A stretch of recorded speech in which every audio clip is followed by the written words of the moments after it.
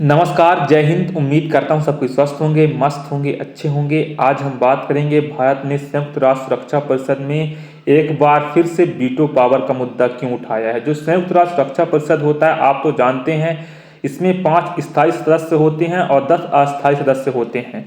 भारत ने संयुक्त राष्ट्र के मौजूदा ढांचे में बहुत बड़ा फेरबदल के कोशिशों के खिलाफ आगाह करते हुए भारत का कहना है कि स्थायी सदस्यता से विस्तार और एशिया, अफ्रीका, लैटिन अमेरिका के जो कम प्रतिनिधित्व हैं, एशिया, अफ्रीका और लैटिन अमेरिका के जो कम प्रतिनिधित्व पर ध्यान देने जैसे महत्वपूर्ण तत्वों को अनिश्चित काल के लिए स्थगित किया जा सकता है।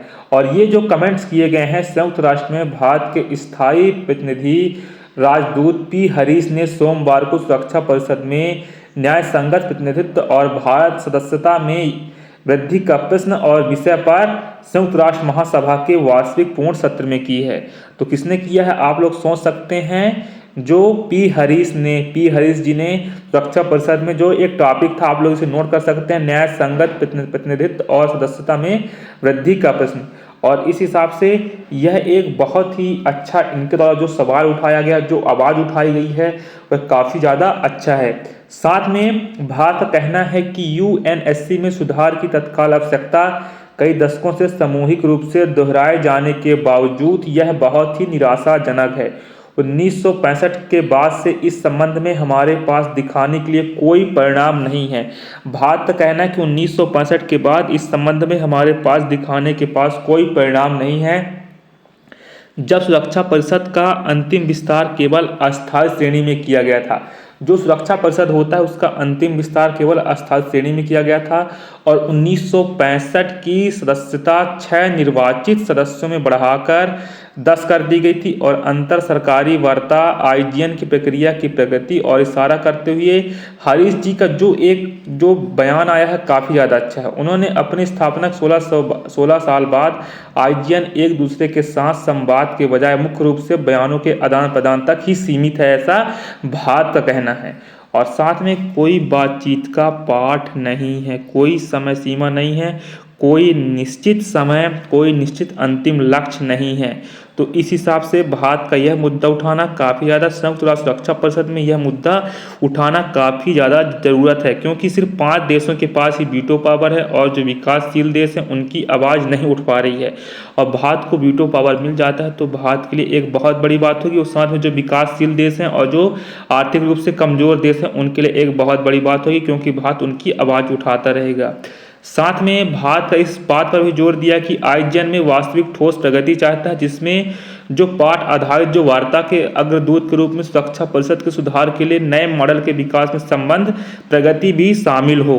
और दिल्ली में 2 मामलों में सावधानी बरतने का आग्रह करती है।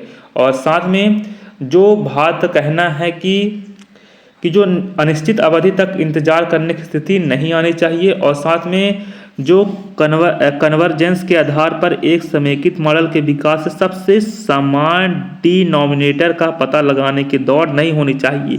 और साथ में भारत ये भी कहना है कि इससे स्थायी श्रेणी में विस्तार एशिया, अफ्रीका, लैटिन अमेरिका और कैरिबियाई देशों के कम प्रतिनिधित्व पर ध्यान देने जैसे महत्वपूर्ण तत्वों को अनिश्चित काल के लिए या कहें तो भविष्य में लंबे समय के लिए स्थगित किया जा सकता है। लंबे समय के लिए स्थगित किया जा सकता है। भारत तो वीटो पावर का आवाज़ उठा ही रहा है। साथ में जो लैटिन अमेरिका हो गए, एशिया हो गया, अफ्रीका के जो कम देशों का जो प्रतिनिधित्व कम है उनको लगातार वृद्धि होनी चाहिए। और साथ में भारत ने यह भी चिंता व्यक्त की है कि यथास्थिति का पक्ष लेने वाले कुछ चुनिंदा देशों द्वारा आम सहमति का तर्क दिया जा रहा है।